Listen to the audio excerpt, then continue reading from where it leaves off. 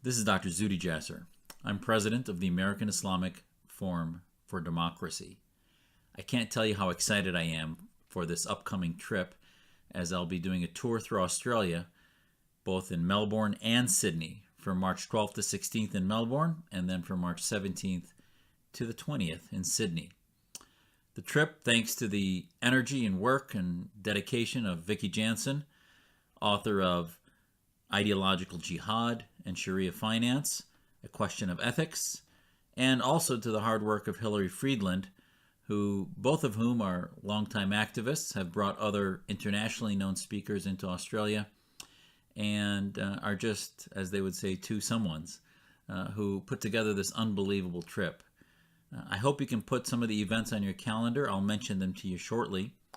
But let me tell you a little bit about myself first. If you don't know who I am or what we've been doing, after 9/11, a few of us here in Arizona decided that, you know what, most of the Muslim leadership, the establishment that claims to speak on behalf of our community here in America, are the problem. They were either anti-American, anti-Semitic, found conspiracy theories, considered us to be victims, rather than a community that needed to go through reform. So we formed our organization, not with a mission to counter terrorism, which we see as a symptom, but rather with a mission to counter political Islam. And thus, our mission statement is to preserve and protect freedom and liberty and the U.S. Constitution through the separation of mosque and state.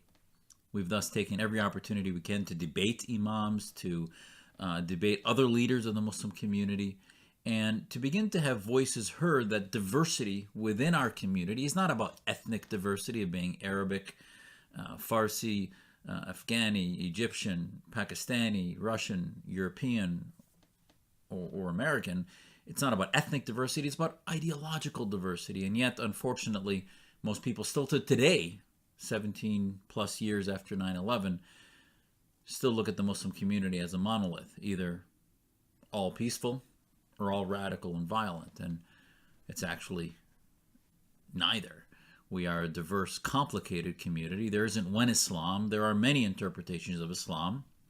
And if we were to define one problem, it's that the majority, if not over 90% of the leadership of our community are just heaped in 13th century interpretations of Sharia or Islamic law. We formed the Muslim Reform Movement as an umbrella organization, a coalition of diverse groups that believe in one thing, which is the protection and the preservation of Western secular liberal democracies, that we need to have an offense against the Islamist ideologues across the world, and that ultimately the primary root cause of most of the afflictions of Muslim communities and radicalization is political Islam, or Islamism and its attendant ideas, be it Salafi jihadism, be it Wahhabism, be it Khomeinism, or any of the Shia or Sunni fundamentalist theopolitical interpretations.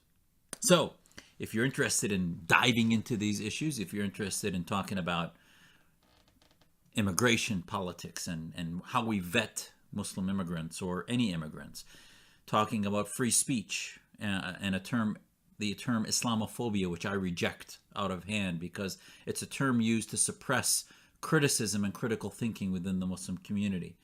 If you want to talk about tough love with our Muslim colleagues, be it domestically or globally, if you want to talk about foreign policy and approach to the Arab awakening and the revolutions from Tunisia to Syria, if you want to talk about the Organization of Islamic Cooperation, the identity politics of the left and other concepts that seem to hijack our community from a diverse conversation.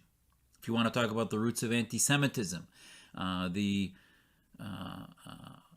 approach that we should call for in the approach to Israel, and the new anti-Semitism, which is trying to cloak criticism of Israel as not being anti-Semitic, when in fact a rejection of the state of Israel is in fact de facto anti-Semitism. We can talk about that with the two new Muslim women here in the United States.